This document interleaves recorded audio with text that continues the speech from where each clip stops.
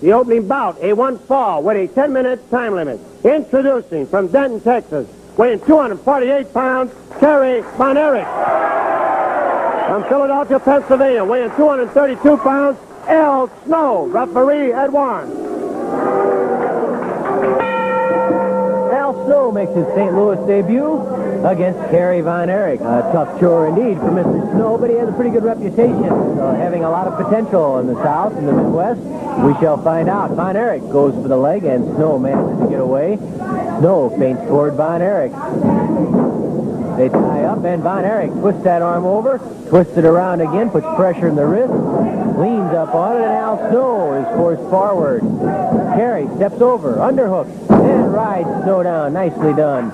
Von Erich had two options there. He could have gone to an arm stretch. Instead, he went to the more conventional arm lock. Kerry Von Erich could certainly tell you what happened between Ken Patera and Crusher Blackwell. He was part of, I guess, the reason why, because it was Patera and Blackwell against the Von Erich brothers, Kerry and David. What a battle it was. And toward the end of the match, after 20 rough and tumble minutes, Blackwell came into the ring, threw an elbow that was aimed for Kerry Von Erich, and he hit Patera. Patera was incensed. Rather, that elbow was aimed for David Von Erich. That elbow caused some trouble. Patera was angered. He came up, went after Blackwell, threw a punch at Blackwell. Blackwell took a shot on the side of the head. He was surprised himself. He hadn't intended to hit Patera. Patera obviously didn't look at it that way. David Von Erich was in the ring. Patera caught him in the full Nelson, but Blackwell just blew up. He pulled a Pearl Harbor attack on Patera, came in from behind, gave Patera a headbutt from behind, then hit him with a giant splash, and walked right out of the ring. David Von Erich covered Patera, made the pin, and Patera, well, I don't have to tell you how furious he was after all of that. Von Erich right now with a double toe hold on Al Snow.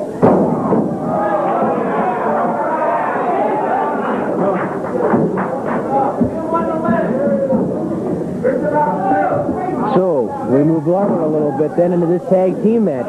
Why in the world would Dory Funk Jr. accept Ken Patera as his tag team partner? Well, obviously, Dory Jr. was on the same program. He won over Dewey Robertson that same evening. He knew what had happened between Patera and Blackwell. He also knew that there's been some bad blood boiling between the world heavyweight champion Ric Flair and Ken Patera. Formerly partners, and now with Flair having the gold belt, well, you know, Patera's after him. Why would Flair take Blackwell? He knows Blackwell doesn't like Patera. Blackwell naturally has a chance to show the world champion firsthand what he can do, because he will be the world champion's partner. What better way to show the world champion that you're deserving of a title crack than to be his partner and maybe to carry the load for him against two such famous and capable opponents as Dory Funk Jr. and Ken Patera. But those are certainly two of the oddest combinations I think any imagination could come up with. And yet it all makes sense because of the cross currents, because of the rivalries that have evolved, and especially, probably most of all, because of the bad blood between Ken Patera and Crusher Blackwell. Once Patera talked about friendship with Blackwell. I don't think Ken Patera would talk that way now. Deserted, attacked from behind, that's the way Patera looked at it. And I'm sure that Blackwell looked at it. He was trying to do his best to help his partner, and Patera punched him. If that's the way he wanted to play it, fine. Then Blackwell has his own opinion. Kerry Von Erich with a knee to the head of Al Snow. Von Erich brings Snow to his feet. Flying mare by Kerry on Al Snow. Kerry cradles the leg. Count of one, count of two. Snow manages to pull free. That was close. Referee Ed Warren nearly got to the count of three. Kerry Von Erich with a drop kick right on the button, right in the mouth. And Al Snow has been shaken by Kerry Von Erich.